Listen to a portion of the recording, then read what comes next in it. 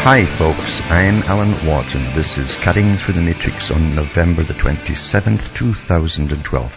Newcomers, I always suggest at the beginning of the broadcast that you make good use of the website cuttingthroughthematrix.com. All the sites listed on the com site are the official ones. They all have audios for download for free, and they all have transcripts in English for print up as well. And if you go into Alan Watt Sentinel.eu, you can get transcripts in other languages. Remember, too, you are the audience who bring me to you. I don't bring on advertisers as guests. I don't get paid from any other sources. All I have is a little bit of cash that trickles in once in a while from selling the books and this at cuttingthroughthematrix.com, and occasional donation. So, if you like what you hear here, because I'm not in this for business, believe you me, I could certainly go commercial with it big time, but then I think you lose part of yourself along the way. You're responsible to agencies and advertisers and all the rest of it as to what you can say. So, I'd rather do it this way in the meantime anyway, until it's time to just quit it altogether. So if you like what you're hearing and so on, and you've learned an awful lot, I'm sure. As I say, there's over 1,000 audios for free download there for the shows from the past. You'll certainly understand the big system you're born into and the con games that go on all around you. This is the normal society. It's not the Disneyland version that you're taught at school. This is the real reality. It's very, very corrupt, and it's all conology, as I call it. So if you want to buy the books in this at cuttingthroughthematrix.com, you can use a personal check from the US, or you can use an international postal money order from the US to Canada. You can also send cash or use PayPal across the world, Western Union, MoneyGram, and PayPal. And straight donations, believe you me, are really, really awfully welcome. But we're going into this time of transition. It's the age of transition. This is the century of change. You understand there have been forces in this world that declared war on the planet a long time ago, and all of the systems that had emerged and evolved in societies in different countries all over the planet. And they got together, the moneyed boys it is, the big international boys, who raised countries up into empires even, and then when they moved out, they'd collapse them behind them and moved elsewhere. These boys decided to get together and create an ordered world that would suit them better. And of course, they also wanted to demolish all of those outside themselves by destroying the cultures and destroying the values and the family units. And then government agencies, which they would control, would run the lives of people from birth to death. That's where the whole idea of Brave New World came from, that kind of society that was planned to come out of the times that you're going through today, by the way. And you've also got George Orwell's 1984, so we've got both of them working at the same time at this particular transition phase. All this machinery for this, all the new taxes for the world to the United Nations, which is owned lock, stock and barrel by the Royal Institute for International Affairs and the Council on Foreign Relations, who set it up in the first place. They have all their machinery set up for taking tax money forever, all kinds of new taxes, carbon taxes and energy taxes, all kinds of taxes off you, and stepping them up, of course, once they have them on the books, to finance their big international corporations across the world and keep you in submission, actually put you down. Eventually they want to abolish all private property altogether for the ordinary people. And that will come through increasing property taxes and, of course, as Karl Marx says, through increasing income taxes. Big boys at the top don't get that. They have loopholes for everything, and they generally put all their money into different foundations and ways out of it. Back with more after this break.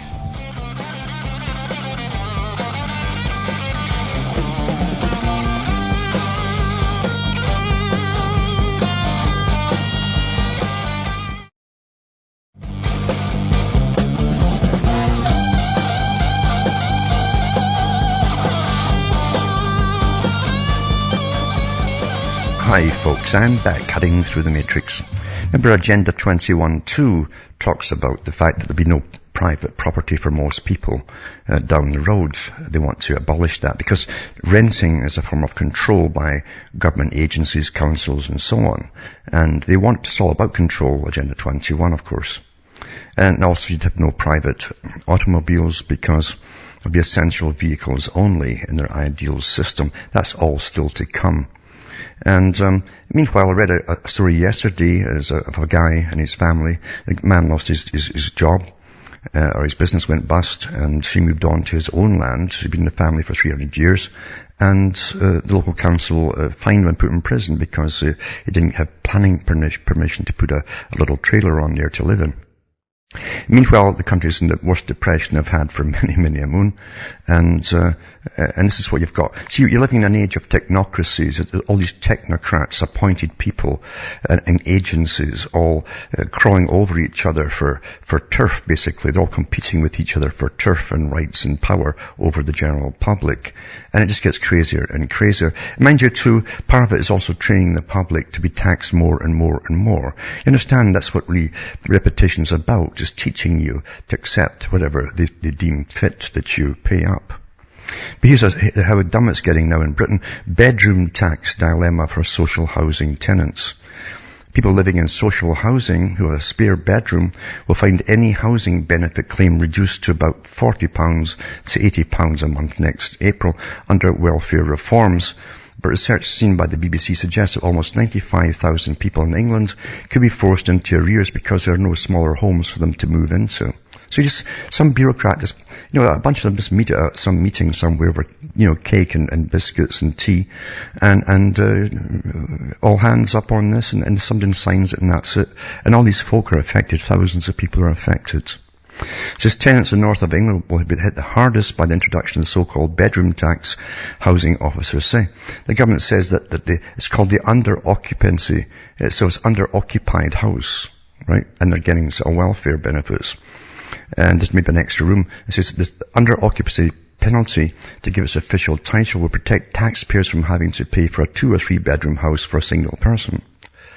But housing officers are preparing their tenants for penalties that many of them do not even know about. This is Jane MacDonald from Endeavour Housing in Stockton says some of her residents can't read or write, so although there's a lot of literature about it, doesn't make any difference. A lot of them can't speak English now in Britain. Her team is going to people's houses to show them how to budget for the reforms which come into effect in April. The change will mean that anyone in social housing, which includes both housing associations and council housing, with a spare bedroom will lose 14% of their housing benefit, or 25% if they have 2 spare rooms. Most tenants around here literally won't have a spare penny, and there's nowhere for that money to come from.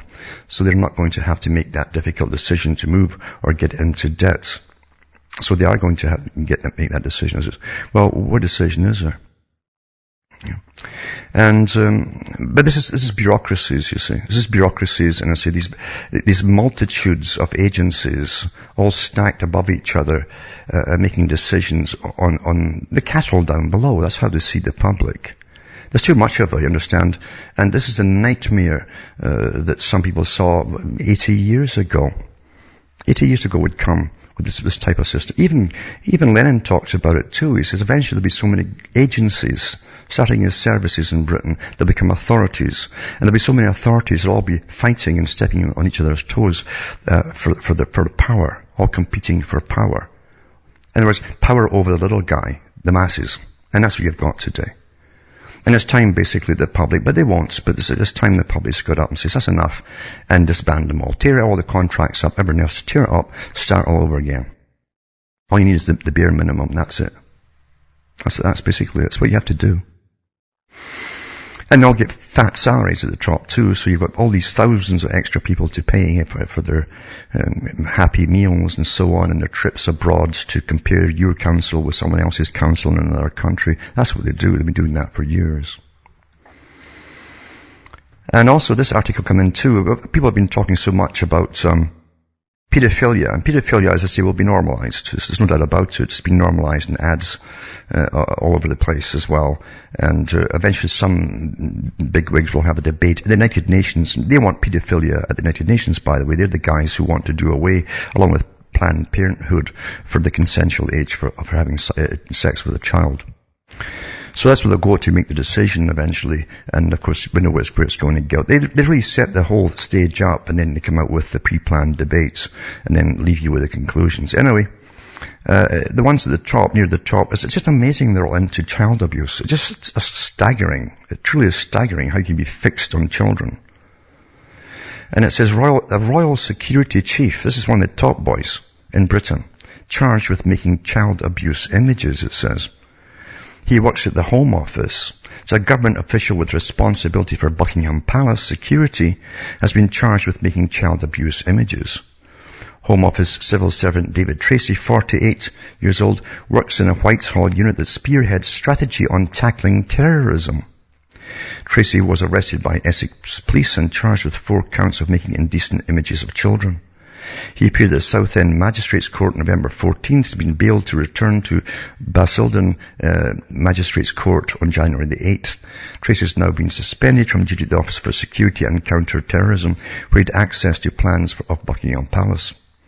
Sources says Tracy had specific responsibility for advising strategy on the protection of royal palaces and other important public buildings, including Downing Street, where the Prime Minister lives, as well as of nuclear sites. The OSCT unit is part of the Home Office and reports directly to Home Secretary Theresa May and Parliamentary Under Secretary of State for Crime and Security James Brokenshire. So it just shows you they're just yes, it's all over the place. Just all over the damn place. It's astonishing. Or is it? I guess they've perverted the minds generation by generation. And those who get stuck watching TV, they just fries your brain. Getting back to Britain again, and this is nothing new. This sort of article, this comes out every year or two from Britain, just like the ones on the massive immigration that comes into Britain, because that's the whole agenda, is to deculturize it. I'm surprised the country isn't sinking with the weight of people that flood in. Because out of the whole European Union, that's where most folk want to go, because Britain has the best free benefits. They actually call it welfare shopping. That's what they call it, welfare shopping. And it's never stopped, so it's not intended to stop, obviously. But with the massive cutbacks in the National Health Service over the years, they've just slashed so many things for Britain. I think all you can get there is an abortion now for free, and or a vasectomy perhaps. And now they've got the virtual doctors, like I read yesterday. This is what they're putting up next, virtual doctors. But the National Health Service is free for all foreigners, it says. And the government just made an order, whatever an order is, and it says, and you're paying for it. It says, all foreigners must be treated by general practitioners for free after an order is slipped through by the government. It says, it could cost taxpayers millions of pounds. It was taking amid fears health chiefs could be sued under human rights law. And applies to all visitors to Britain, including tourists, businessmen, and illegal immigrants. Directive quietly issued as MPs went on their summer holidays has sparked fears that GPs' waiting lists will soar, making it even harder to get an appointment. Thousands more health tourists may also be encouraged to come here to enjoy free treatment that can be very costly in their own countries. Doctors must now accept as a patient any foreign visitor in Britain for more than 24 hours. Boy, that's not bad, eh? 2 senior backbench members of Parliament who uncovered the order have written to David Cameron to demand he personally intervenes to review it. But I think, too, that the European Union that supersedes Britain, is it, because Britain's really just a little province now of the EU, I think they've told them they've got to accept them regardless anyway. But this stuff has been going on there my whole life, these kind of articles. And this is the agenda, obviously, so what's the point in even bitching about it? And here's an article, too, to do with speech. Free speech. We've never had free speech. Some people have more free speech than others, mind you. Depends how important you are or how powerful your group is. But it says, scrap law on insulting words and behaviour that censors free speech, MPs urge. It says, law has disproportionate impact on freedom of expression. And it says, controversial legislation that criminalises insulting words and behaviour should be scrapped, members of Parliament and peers urged yesterday. So there's some builds up to try to make it illegal to say certain things, or to give certain gestures, I guess.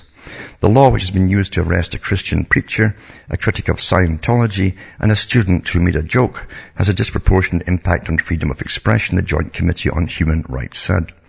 In a report, it recommended that ministers accept an amendment which would remove the insulting offence from the Public Order Act. Section 5 of the 1986 Act says someone is guilty for just using threatening, abusive or insulting words or behaviour within the sight or earshot of a person likely to cause harassment, alarm or distress. And critics say the law is a catch-all which censors innocent remarks and leaves it to police and courts to decide what constitutes insulting words or behaviour. Home Secretary Theresa May began a consultation on scrapping the offence last year, but the government has not yet responded. And it says, the Joint Committee says, we understand the sensitivities within certain communities on this issue, but we nonetheless support an amendment to the bill. An amendment could be debated during the House of Lords report stage of Crime and Courts Bill today. In this report, the committee also urged caution for plans to allow cameras in court. It supported that governments aim to make justice as transparent and publicly accessible as possible. It's true it's going to be as transparent as frosted glass in your bathroom. But it warned that allowing trials to be filmed could deter vulnerable witnesses, including sex abuse victims, etc., etc. But the fact is, this will get passed because you're in a form of Marxist society at the bottom levels, and the fascists are all at the top. Very old agenda. And it's Pavlovian behavior conditioning. Back with more after this break.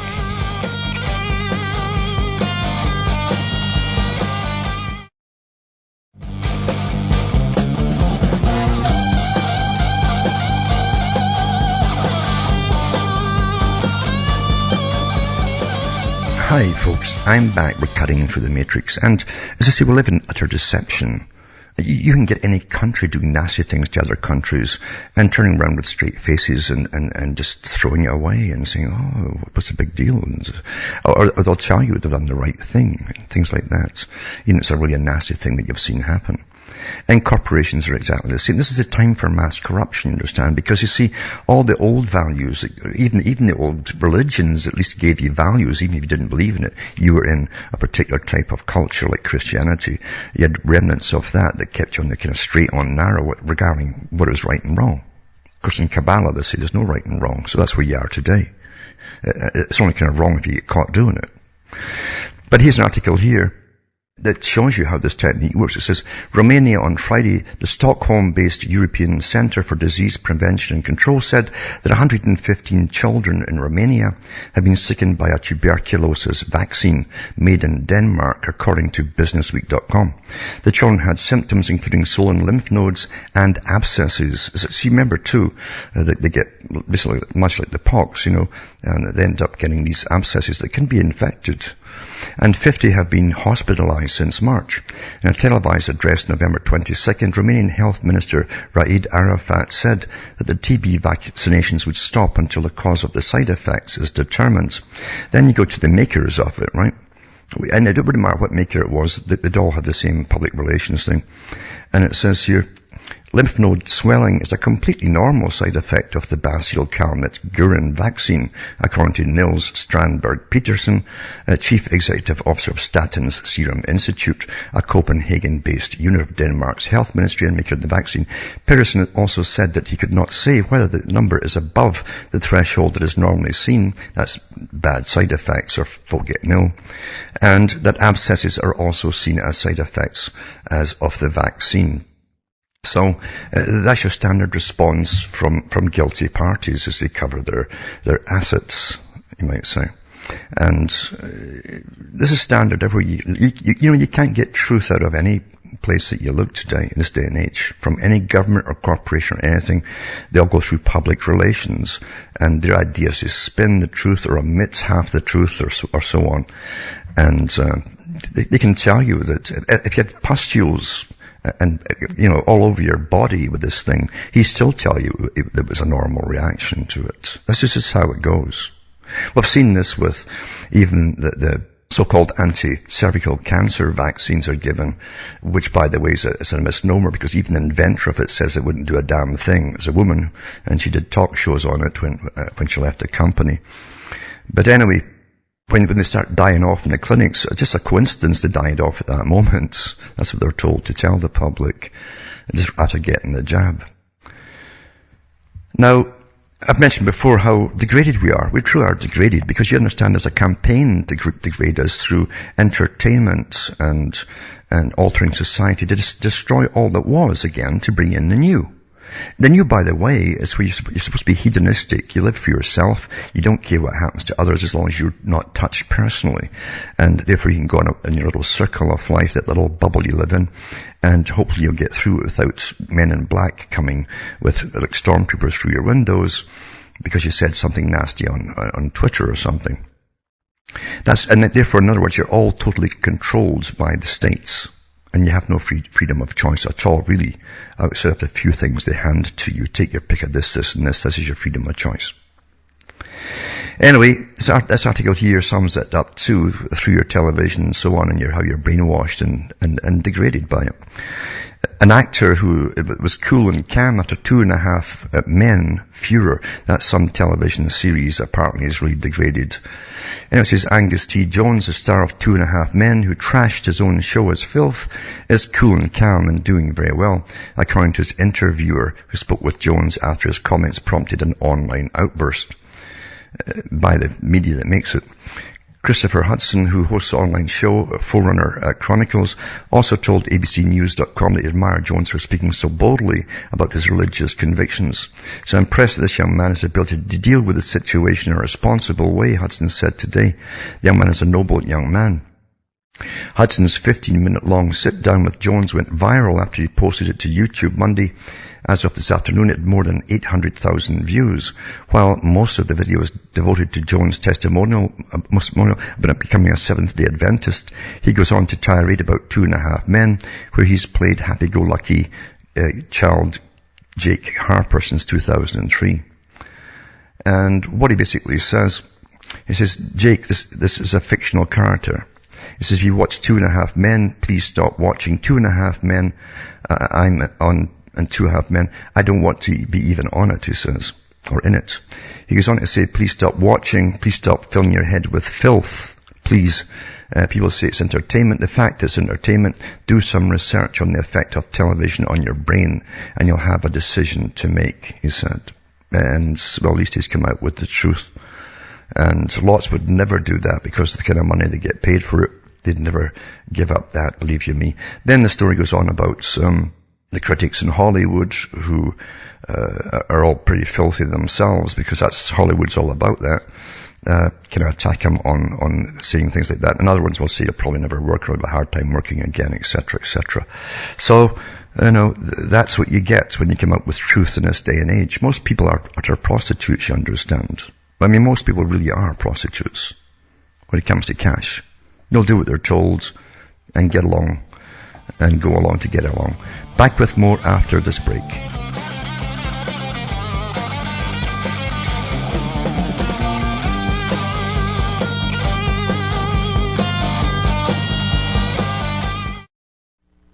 You're listening to the Republic Broadcasting Network, because you can handle the truth.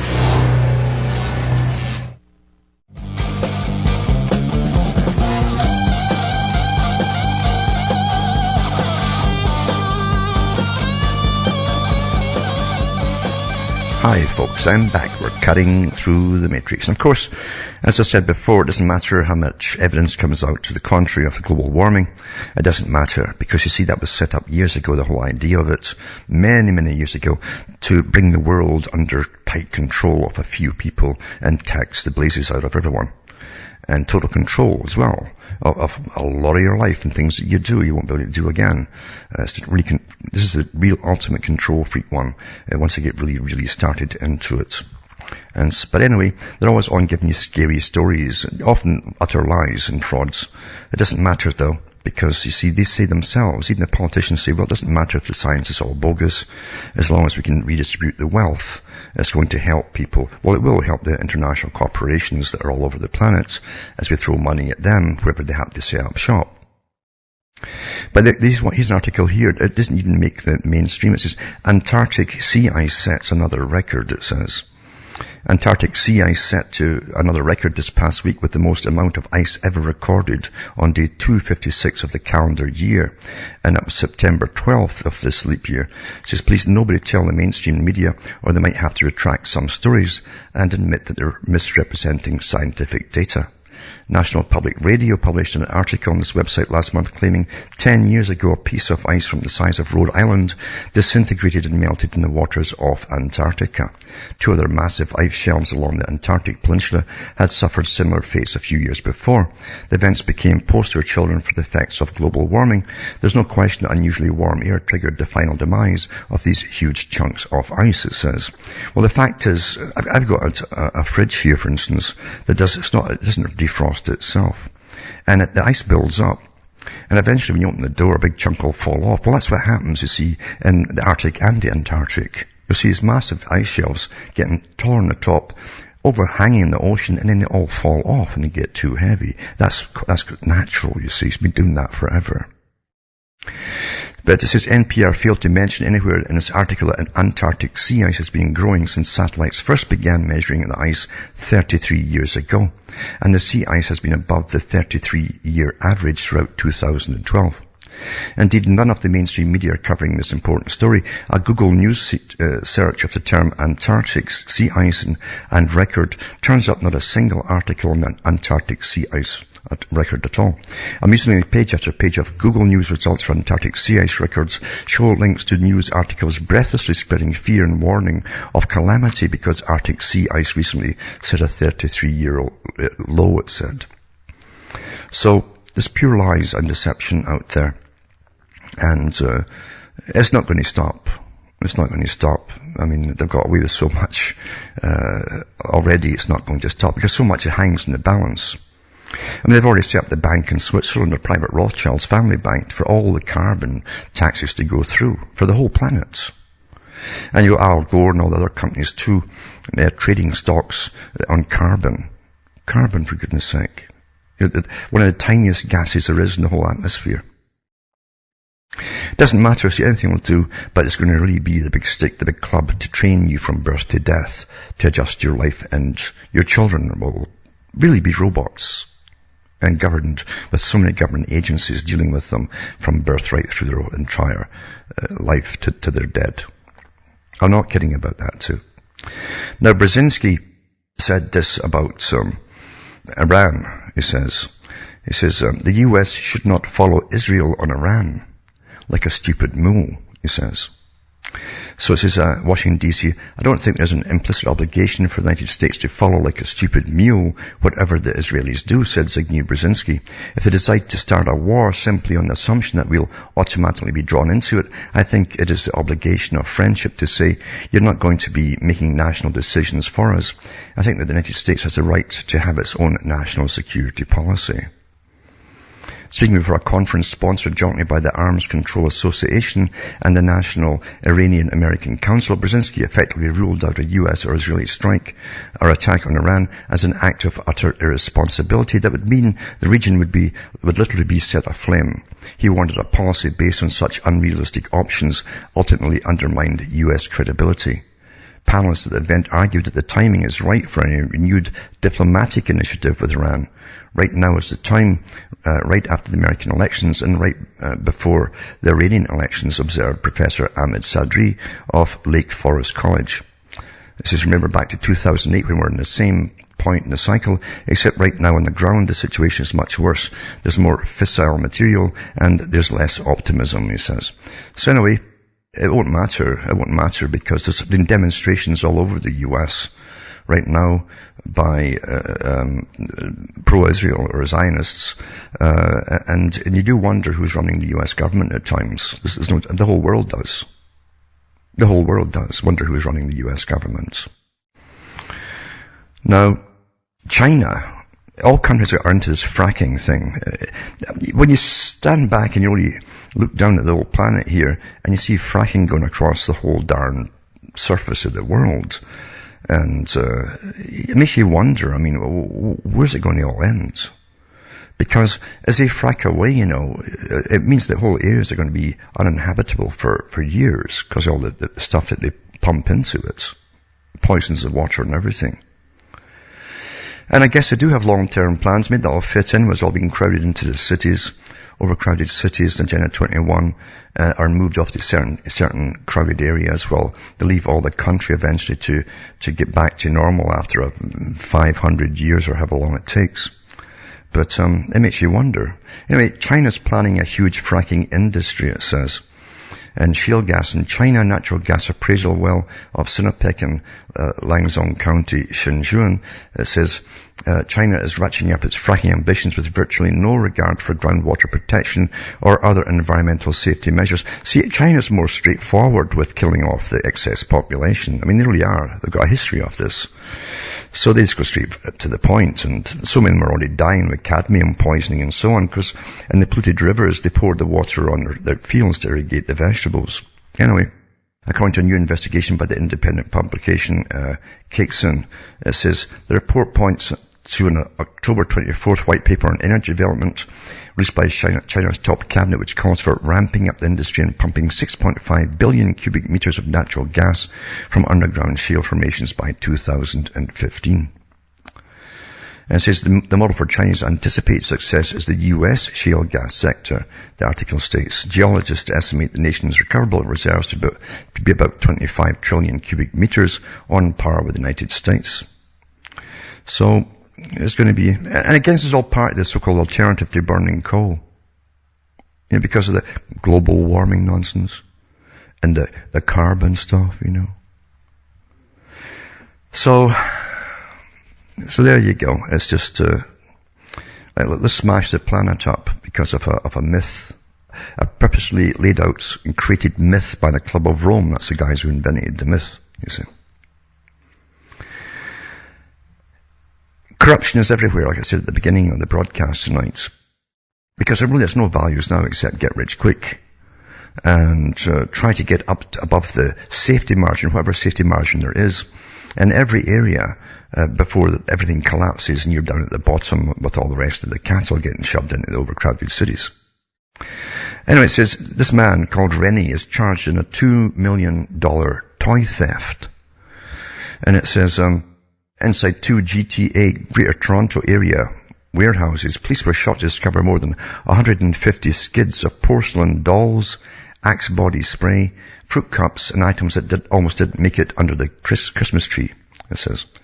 Stuffed into a washroom at a North York warehouse, police also found missing CCM bicycles donated by the Premier Dalton McGinty, Premier Ontario, Office for Children at Salvation Army Camp. These were the spoils of an unprecedented $2 million theft of donated toys and high-end goods. Police allege were rerouted and siphoned off from a Salvation Army toy and food distribution centre to be sold for profit. We found actually beyond our imagination the volume of rerouted skids of donations that were meant to reach the warehouse at 150 Railside Road, Toronto, and it says Detective Robert Stain said Monday. And the guy who ran the Salian there, Salvation Army, David Rennie, 51, the distributor centre executive director, was fired last week following an internal investigation, turned himself into police Monday morning. Faces 40 charges, including theft over $5,000, possession of property obtained by crime, criminal breach of trust, and conspiracy to commit theft and trafficking in stolen goods. So, you see, everybody's at it today. It's all through the politicians are at it too. Everybody's at it. With expenses or whatever. But they're all at it. Because this is the age of corruption. You know, me. That's it. Basically. Mind you, that's all you see. They give you celebrities to follow that are multi-millionaires or billionaires even. That's all you've had since childbirth. These are the role models you get shown, you know. And wonderful Egypt that is now democratic with a puppet government that we put in, of course. As I said before, the first thing you do is you get them into massive debts, and then you get the IMF in to give them a loan, which they never get out of the debts, and then the IMF runs the country. Literally, the IMF does come in with managers, and they run your country for you, and you still have your titular puppet government, mind you. Egypt agrees to deal for $4.8 billion IMF loan, it says here. So they've reached a preliminary agreement Tuesday with the International Monetary Fund for a $4.8 billion US loan, a step seen as vital to shoring up the nation's finances. And so that'll happen all over the place where they didn't have these central banks or debts. Like Libya had no debt at all, in fact. You know. And this article 2 up tonight is called Gaza, It's Mostly Punishment, it says. There's no country on earth that would tolerate missiles raining down at its citizens from outside its borders, President Barack Obama said at a press conference last week. He drew on this general observation in order to justify Operation Pillar of Defense, Israel's most recent military campaign in the Gaza Strip. In describing the situation this way, he assumes, like many others, that Gaza is a political entity external and independent of Israel. This is not so. It is true that Israel officially disengaged from the Gaza Strip in August 2005, withdrawing its ground troops and evacuating the Israeli settlements there. But despite the absence of a permanent ground presence, Israel has maintained a crushing control over Gaza from that moment until today. The testimonies of Israeli army veterans expose the truth of what disengagement means. Before Operation Pillar of Defense, after all, Israel launched Operation Summer Rains and Autumn Clouds in 2006, and Hot Winter and Cast Lead in 2008, all involving ground invasions. In one testimony, a veteran speaks of a battalion operation in Gaza that lasted for 5 months, where the soldiers were ordered to shoot out, to draw out terrorists so they could kill a few. And then they've got Israeli naval blockades stop Gazans from fishing, a main source of food in the Strip. Air blockades prevent freedom of movement. Israel does not allow building materials into the area, forbids exports to the West Bank and Israel, and other than emergency humanitarian cases, prohibits movements between the Gaza Strip and the West Bank. It controls the Palestinian economy by periodically withholding import taxes. Its restrictions have impeded the expansion and upgrading of the Strip's woeful sewage infrastructure, which could render life in Gaza untenable within a decade. The blocking of seawater desalination has turned the water supply into a health hazard, and Israel give them power shortages and all the rest of it too. So it goes on and on and on, and it gives some testimonies by some Israeli troops, what they're actually doing in there. They're even talking about the people looting. These are really poor people, he says, but the soldiers were actually going in through the houses and trying to loot things, and even cutlery or anything at all. Just loot them because they're just, well, animals, you see. That's how they're taught, they're animals. The European Parliament, strangely enough, warns against United Nations internet control. It'd be interesting to see who they want to control it themselves, of course. The UN should not be allowed to take over control of the internet. It says reports in the Russian press have suggested the Kremlin and others wanted control of key internet systems passed to a United Nations agency. Internet control currently lies largely with US-based groups such as ICANN, which regulates the web address system.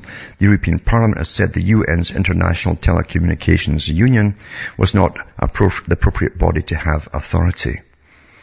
It says ITU has said a new treaty was needed to ensure the free flow of information around the world, promoting affordable and equitable access for all and laying the foundation for ongoing innovation and market growth. The UN agency is hosting the conference to drop the treaty between 3rd and 14th December in Dubai.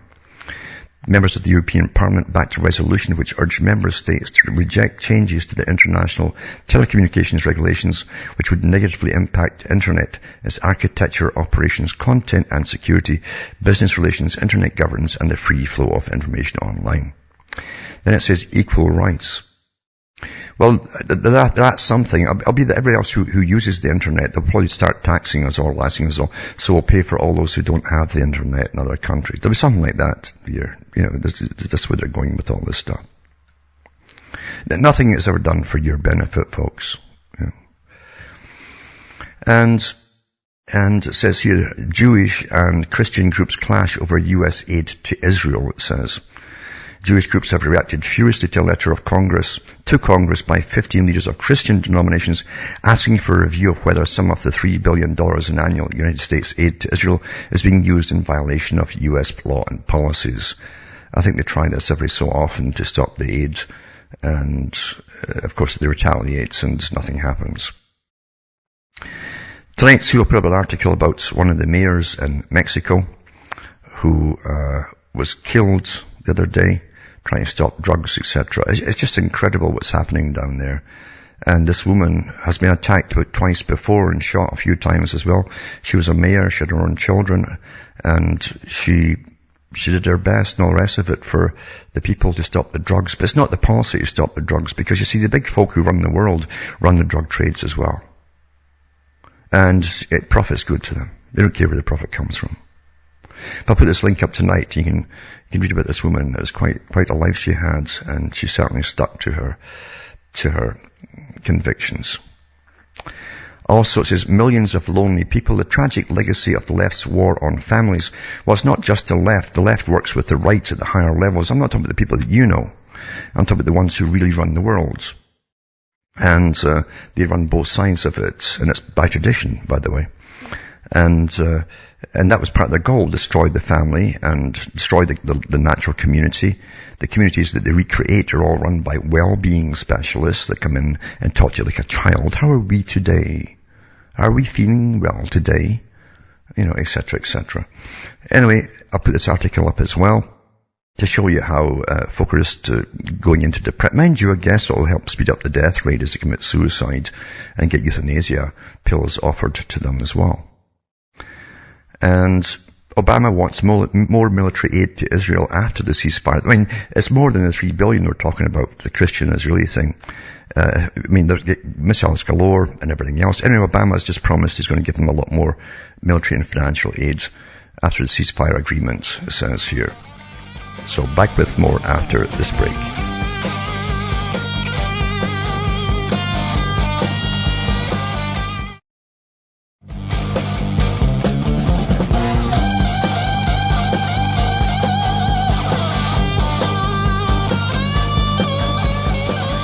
Hi folks, we're back cutting through the matrix. Also, John Pilger does some good stuff. I don't agree with everything he says, mind you, but he certainly does some good stuff, and he has been all over the world and put his own personal body in the front lines, you might say, in different countries that are war-torn.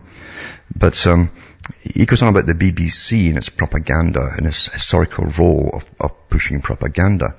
And he says in Peter Watkins' remarkable BBC film called The War Game, which foresaw the aftermath of an attack on London with a 1 megaton nuclear bomb, the narrator says, on almost the entire subject of thermonuclear nuclear weapons, it says there's now practically total silence in the press, official publications and on television. Is there hope to be found in this silence? The truth of the statement was equal to the irony, because then it says in 1965 the BBC banned the war game as too horrifying for the medium of broadcasting. It says this was false. The real reason was spelled out by the chairman of the BBC Board of Governors, Lord Norman Brooke, in a secret letter to the Secretary to the Cabinet, that's the politician, Sir Burke Trend. The war game is not designed as propaganda, he wrote. It's intended as purely factual statement and is based on careful research into official material. But the showing of the film on television might have a significant effect on public attitudes towards the policy of the nuclear deterrent. As is following a screening attended by senior Whitehall officials, the film was banned because it told an intolerable truth. You'd all get blown up, and that was it. 16 years later, the then BBC Director General, Sir Ian Trewethen, renewed the ban, saying that he feared for the film's effect on people of limited mental intelligence. That's the average viewer of the BBC. But then he goes on to how they pretend that they're fostering trust amongst the public and so on and so on. It says, this is notably true in the Middle East, where the Israeli state has successfully intimidated the BBC into presenting the theft of Palestinian land and the caging, torturing and killing of its people as an intractable conflict between equals. That's how it's portrayed to the general person. Standing in the rubble from an Israeli attack, one BBC journalist went further and referred to Gaza's strong culture of martyrdom. Really, strong culture of martyrdom. So great is this distortion that young viewers of the BBC News have told Glasgow University researchers they're left with the impression that Palestinians are the legal colonizers of their own country. The current BBC coverage of Gaza's genocidal misery reinforces this. And then they go into some more history of the BBC and how it was set up as a propaganda outfit, of course, and it's owned by the government and the establishment at the very top. And how they've always used it for propagandic purposes. And they decide what you're supposed to know, what you're not supposed to know, how you're supposed to see things, perceive things. And they always leave you with the opinions you're supposed to have, that your betters have left you with. It works awfully well, but all television really does. All television does. There's no such thing as real, unbiased anything out there. There really isn't. Not in this day and age. There certainly isn't. I don't care what they show you. It doesn't happen. But as I say, it's worth reading this article because he goes on and gives you more and more and more of the history of the BBC and the colonial wars and how the BBC covered all the colonial wars, etc., and how they even really went overboard to cover up the illegal wars that Blair and Bush had on the invasion of Iraq and the massive slaughtering and so on. It's well worth a read. From Hamish myself from Ontario, Canada, it's good night to me, your God or your gods go with you.